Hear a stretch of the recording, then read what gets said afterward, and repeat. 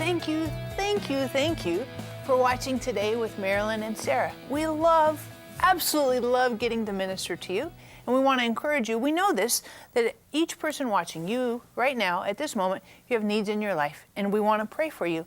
So whatever the need is in your life, please get on the phone, get on our website, give us the honor and the privilege of getting to pray for you, whether it's for your finances, whether it's for your family, might be for some emotional issues, might be for healing, might be for a deeper walk with God. But I know all of us, we have needs, and we like to pray for you. And in just a moment, you're going to be joining a teaching that I've done. And truthfully, this is probably one of the most impactful and powerful teachings that I possibly have ever done. You're going to be watching now in just a moment about Moses and why Moses is such a significant man, not just back in history, but what he means to us today. Put your remote control down. God wants to speak to you. I want to ask you to turn in your Bibles, and we're going to flip over to Exodus chapter 1, because we're going to look at Moses. Who is Moses? And when we think about Moses, what are some of the ideas that pop into your head in relation to Moses? Shoot some out to me. Who was he? Parted the water. Thanks. Manna. What? A leader. Thanks. What's the Egypt thing? Thank you. Led the Israelites out of Egypt. 10 Commandments. 10 Commandments. Rock on, Reggie. What's that? Faithful. He was very faithful. Now, what's that? He had to be saved. Yeah, he had to be rescued himself. You're kind of leading into what I want to talk about a little bit there. Let's talk for a second about the importance of Moses.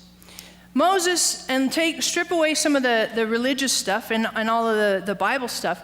Think about this man from just a political context. Here's a man who takes a whole plethora, when I say plethora, I mean over 1 million people who were in slavery and had been in slavery for generations, multiple generations. And he takes a group of slaves with the help of God, because there's no way he could do this without God's help. He leads them out of slavery, and he leads them into the wilderness, and he gives them, basically, he establishes a theocracy. He gives them a judicial system. He gives them a national calendar. He sets up the whole idea of work 6 days, take a break on the 7th. With me? That's why we're here today in essence. This is called, quote unquote, the Sabbath. This is the guy that sets up the political system, the religious system, the social system, the calendar system for this entire nation of slaves. This man, with the help of God, made significant achievements in his life. And he couldn't have done it, obviously, without God. But he was, in essence, for the nation of Israel, he's, in essence, their national hero. How many of you understand that? I mean, you wrap up Thomas Jefferson, Benjamin Franklin, and George Washington, wrap them all up into one guy, and that would be sort of like Moses. You with me? I mean, he's a significant hero, a very significant hero for the nation of Israel. You can write that in here. Israel's hero. On your notes, there's a blank, and I wanted you to write Moses. Kind of makes sense, right? Moses. So when you think about him, he did amazing things. On a personal level, his walk with God was unreal. I mean, unreal. I read this morning, and I just showed it to Mom. It took my breath away. It says in Numbers 12, verse 8, with Moses, and this is God speaking, with Moses I speak mouth to mouth, even openly and not in dark sayings, and he beholds the form of the Lord. This is a man who had a connection with God that I want. I want, like I can't even totally describe to you how much I want that kind of connection. In Exodus 33, verse 11, it says, thus the Lord used to speak to Moses face to face as a man speaks to his friend. I mean, this guy, not only did he do all these amazing achievements, but his walk with God, I don't know about you, but it makes me jealous. If you consider Moses, he wrote the first 5 books of the Old Testament that Jews, Muslims, and Christians all embrace.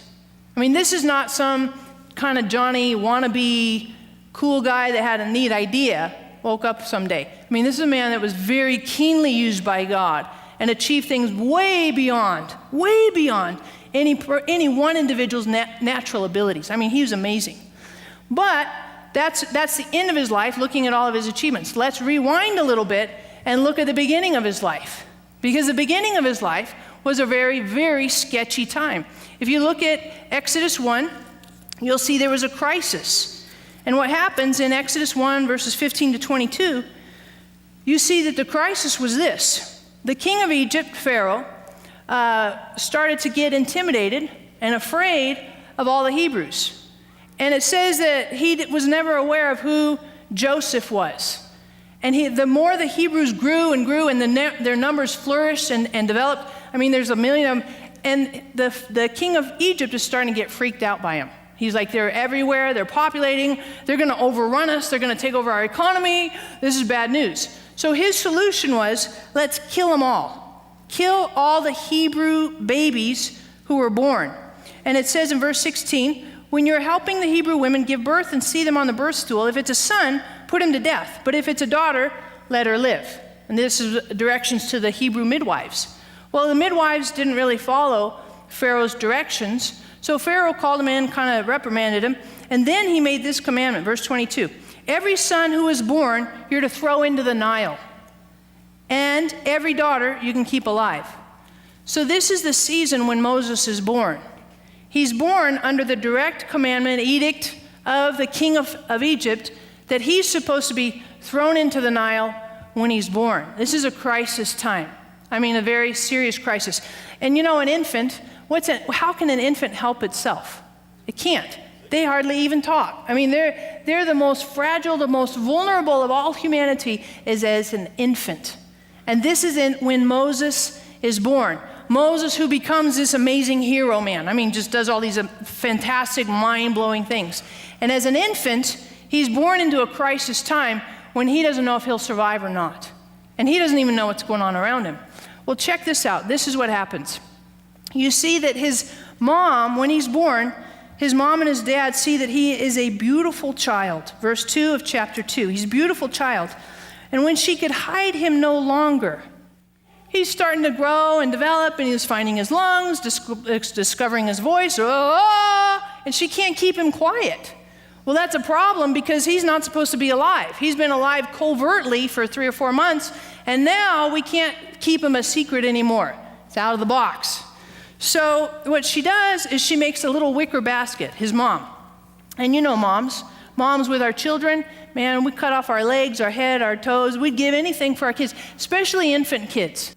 So here's this mom, and she's feeling protective, but I mean, she's in between a rock and a hard place. So she makes this little wicker basket and puts tar on it and takes Moses, and you gotta know, I mean, think of this mom, nurturing mom, takes him and puts him in the little wicker basket and floats him along the reeds of the Nile, hoping that some crocodile doesn't eat it. And literally, I mean, the Nile is crocodile infested. It's not just me saying that, it's true. Floats him among the reeds, and she goes away. I think she went away because she couldn't handle it. I mean, that's her son, that's her baby. Lived inside of her for 9 months. This is a big deal. She goes away, but the sister hides and watches, sees what happens. And it says that Pharaoh's daughter came down to the Nile to take a bath.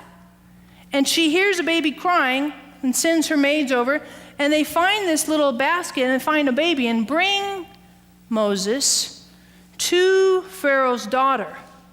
And she sees him and she says, hey, that's a little Hebrew boy.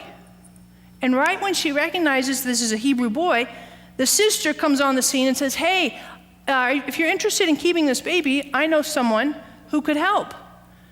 And you understand why this is important. Pharaoh's daughter couldn't go to 7-Eleven and grab a bottle of formula. With me? They didn't have formula. So the way you'd feed an infant clearly was through nursing an infant. Kind of rocket science there. So the sister says, I have somebody that could help you. And Pharaoh's daughter says, great, bring her. And the mom comes, Moses' mom, and Pharaoh's daughter says to the mom, you take him, take care of him, nurse him, and I'll pay you. pay you to take care of your own child. Sweet. Score. That's a win-win for all of us. That's fantastic. And so the mom takes him, and it says that Pharaoh's daughter named Moses. We don't even know what his mom called him. His name came from Pharaoh's daughter. And in essence, Pharaoh's daughter is the unnamed hero for the nation of Israel. Because if Pharaoh's daughter hadn't stepped in and intervened, Moses got eaten by a crocodile or ripped to shreds by some wild animal or whatever, drowned in the Nile River, 3 months old, 4 months old, where would the nation of Israel be today? This little packet may not look like much, but it carries the power to save the life of a child under the age of 5. And saving infants and children is at the very heart and mission of Saving Moses. Our mission is to go to the least of these and present a tangible manifestation of God's love and care for them. Doors of opportunity have opened up all over the world for us, including Angola and Cambodia and dozens of other places. Won't you join us and give children 5 and under the opportunity to live a future full of possibility and potential? A simple gift of $38 can nourish a starving infant for a month or provide a loving, safe refuge for a very vulnerable infant.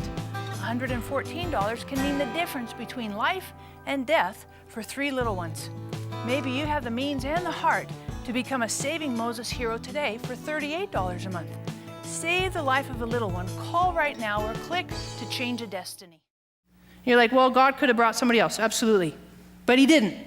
He rescued a baby. He rescued an infant by an unknown, unnamed person. And that little baby grew in the house of Pharaoh. And you can read this in Acts. He grew up, was educated, schooled in all the high-level leadership, education, math, science, all the stuff of Egypt, the top of the top of the top.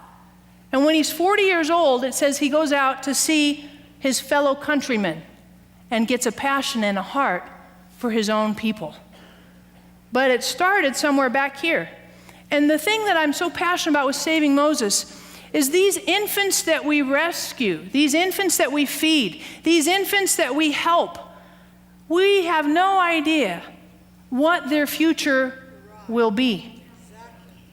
When Pharaoh's daughter reached down and grabbed that little infant and said, "Oh, look at him, he's so cute," she had no idea that she was holding in her hands the deliverer, the leader for the entire nation of Israel. Holding in her hands, in essence, the guy who's going to write the 10 Commandments, the guy who's going to write the Pentateuch, the guy who's going to walk closely with God, talk to him face to face as a man speaks with. She has no idea who she's holding. And yet all that little bundle of potential is right there in her hands at that moment. Saving Moses. That's what Saving Moses is all about. You may not like what's happening in the Middle East. You may not like what's happening in the politics of Africa. You may not like what's going down with the trafficking and the sex trafficking industry and the brothels in Asia. You may not like any of that. But family, if you want to change it, if you want to make a difference, then let's start at the very beginning when they're first born. That's when we make a difference. That's when we change the world. And it doesn't mean that we don't do anything now and activists and all that. Absolutely, absolutely. But I have a total passion and a total conviction that if we don't help the least of these, then we're missing what God has for the future. You with me? So this is why I am so deeply passionate about Saving Moses. And I want to put Saving Moses in a modern context. Something that I saw when I was in my recent trip to Angola. And I want you to watch this video because I want you to see this is potential. These are future leaders. These are future scientists. These are future lawyers. This is potential that we can help and be Pharaoh's daughter today so their future can shine, be bright, and be effective. So let's run this video and watch this for just a few minutes. This is a malnutrition clinic in Angola that I went to about 6 months ago. Where's Angola? You know, it's in Africa, near South Africa, kind of on the west side, but it has the world's highest infant mortality rate. When I looked it up on the almanac and all that stuff, it's approximately 2 out of 10 babies don't make it to the age of 5. If you're going to deal with infants and infant mortality, start with where it's the worst. And when I went there, my experience is that it wasn't just 2 out of 10, but it was more along the line of 3 to 7.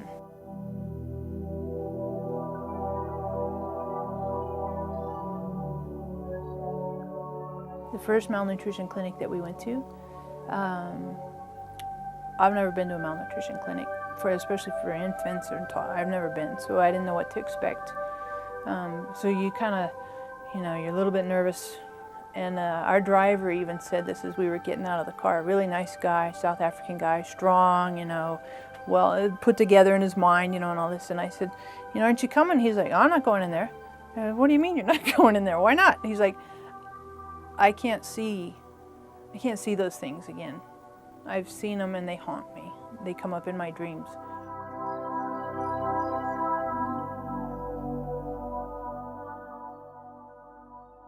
I'm here in Katambela, and we're going to go visit right behind me a malnutrition clinic for babies. And we're going to bring you with us so you can see what's going on here. But I mean, this isn't algebra. This isn't geometry. This isn't calculus. This is very simple. No food equals dead babies. And I put on my Facebook where that's not acceptable. We can't do that. So we're going to see how we can help and want you to come with us and see some opportunities to provide hope, help, and life. So let's go.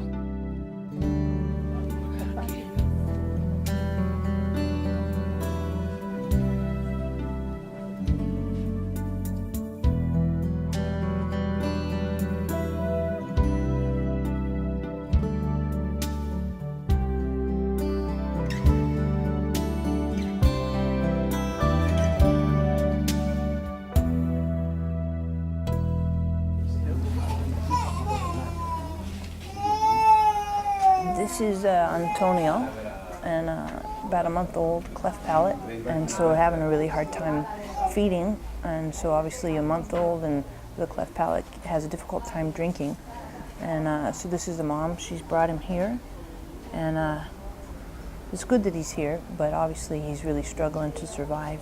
And what's interesting too with this mom, she's got 8 other children, and she's come from about 600 kilometers.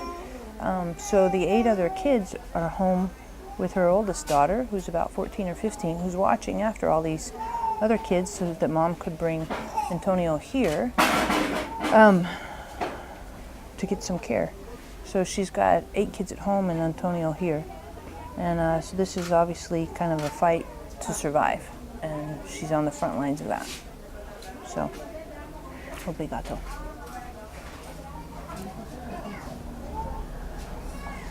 This little girl right here, she's about a year and 7 months. She's got a really bad infection. It started in her mouth and then has spread all over her body. So the mom made her way here. And so it's trying to get some medical help because the infection now is in her mouth. You can kind of see the little scar here on her mouth, or not scar, but the thing on her mouth. And then here on her arm as well is infection, and it's spread all over. So she's sleeping right now, which is good. We want her to sleep because that helps her body to get strong and recover a little bit, but needs some definite help. And the mom explained to me that this infection is going around their community, and so whenever you have these infectious diseases or whatever, these little babies are some of the first to catch it because their immune systems aren't built up strong enough yet. I'm here in a malnutrition clinic in Angola, and we've got 8 kids, 8 babies, and I'm talking full-on babies. Some of them are a month old, some of them are up to about 16 months old, maybe 18 months, and you got all kinds of things going on here. You got babies with diarrhea, which is not good because the food just runs right out of them. So they're trying to get them healthy and stable and find out what the issues are. But it's a little bit primitive here. I met a mom whose baby has a cleft palate, and they can't fix them here. They can't fix a cleft palate, and they don't have the medical facilities in Angola to do that for surgery and stuff. So the only way for this little baby Antonio to get help is to fly to South Africa for the surgery. And that could be a life-preserving surgery for Antonio. I met mothers who had lost 3 out of 5 babies. And, you know, talking to a mom who's lost a baby, who's lost an infant, that, I mean, there's something in that it's really hard to wrap your arms around. You know, it's just hard to see an infant that is like almost starving to death.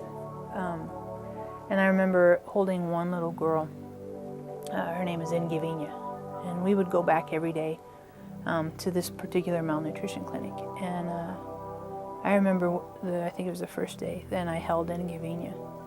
And man, I don't think she was more than 3 years old, somewhere 2, something like that.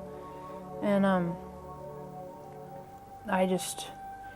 you know, she didn't even look like she was much alive, very, very gaunt. And her mom let me hold her. And that was really hard. That was, because I remember looking and I had her in my arms and they're all kind of bundled up a little bit and it's kind of warm, but yet she's got this orange sweater on. And I'm like, why are you wearing a sweater? It's hot out here, are you nuts? But when I held her, she wasn't hot. She wasn't perspiring, and her head is just really gaunt, you know, I mean, like tight skin, and her neck was real skinny. And I remember trying to unwrap her, you know, and I kept pulling the cloth back, and I couldn't find, you know, it's like I was looking for a body because I couldn't really find her. And so I finally get some of the stuff pulled off, and I opened up her sweater, a little orange sweater, and I pulled it open, and it just, I mean, you just saw a rib cage, and you know, I don't know how to do that, and I don't know how to take that. And so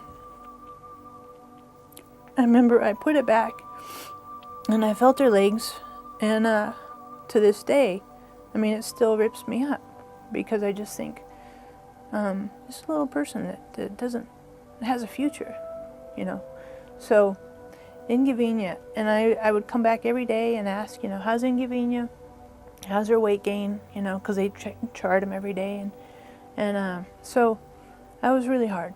That was really hard, and hard to hold her, and feel life, but feel it ebbing away, you know. That was really hard.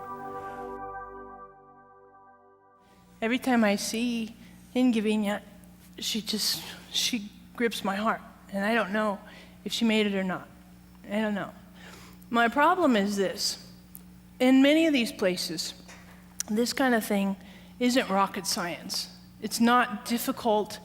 We're not trying to cure a nuclear disaster or something like that. This is just simply food. Food. And so when I see this and I understand this is Pharaoh's daughter coming and saying, look, I can help. You know, I can pay for you to feed this kid. I can pay for you to feed this baby. We can make a difference. We can make a difference. And so a friend of mine gave me a book, and I read this book, and I've read it probably 2 or 3 times now, and it just shredded me to the core, because it put in a context, biblical context, an imperative, a righteous imperative that no, this isn't about somebody going over there doing something far away. This is a righteous imperative. If I love Jesus, if I'm passionate for Christ, then I have personal responsibility to go and make a difference, to do something, and to put it into action, the love of God. And my mom shared this verse with me, and I read it also in this book that I read, and it's Psalms, you can see it on your notes there. It's Psalms 31, verses 8 and 9. And it says, open your mouth for the mute, for the rights of all the unfortunate. Open your mouth, judge righteously, and defend the rights of the afflicted and the needy. Open your mouth for the mute. I'm going to talk. I'm going to be Ingevina's voice. I'm going to talk on behalf of Antonio, who has a cleft palate and 9 siblings at home. I'm going to be the advocate. I'm going to stand up there and say, could you help? And I'm going to be their voice. I'm going to help the needy. Open my mouth and judge righteously. Defend the rights of the afflicted and the needy. I'm going to do that. And Saving Moses is committed to walking this out on a real practical, daily, hands-on, nitty-gritty application. This little packet may not look like much, but it carries the power to save the life of a child under the age of 5. And saving infants and children is at the very heart and mission of Saving Moses.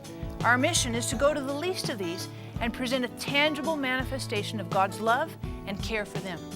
Doors of opportunity have opened up all over the world for us, including Angola and Cambodia and dozens of other places. Won't you join us and give children 5 and under the opportunity to live a future full of possibility and potential? A simple gift of $38 can nourish a starving infant for a month or provide a loving, safe refuge for a very vulnerable infant. $114 can mean the difference between life and death for 3 little ones. Maybe you have the means and the heart to become a Saving Moses hero today for $38 a month. Save the life of a little one. Call right now or click to change a destiny. The real hero in the story of Moses' infancy wasn't just his mom. His mom was awesome. But the real hero was Pharaoh's daughter. Pharaoh's daughter, we don't even know her name. She was the one that saw a crying baby that needed help, and she reached down to help him. She's the real hero. And today I want to invite you to be a hero with Saving Moses. I want to ask you today, would you consider making a donation to Saving Moses to rescue, save, provide milk, provide life for these babies? Not only babies in Angola, but around the world. When I think about Ngavinha, when I think about Angelina, I think about these babies that I've met, Antonio, and I've seen their lives literally hanging by a thread. And I know if I just had a little bit more money to provide the milk for them, that I would rescue them, that I would keep them from dying. And I want to ask you today that you would help me, that you would be a part of being a hero for Saving Moses. Some of you could give $30, some of you could give $50, some of you could give significantly more.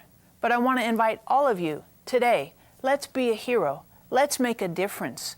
Let's rescue the future by investing in the present, by making an investment, financial investment, in the lives of these babies. Because God has a purpose and a destiny, a plan for each one of them. God deeply loves them, cares for them, and wants their life to be flourishing and prosperous and walk out His destiny and purpose. So please get on the phone. Call right now. Get on the website and say, yes, I want to be a hero. All of us want to be a hero. We love to feel good about ourselves. We love to know that we're making an impact. We love to know that we're changing the future. We love that. So get on the phone right now. Get on the website and say, yes, I want to make a donation and rescue the future today.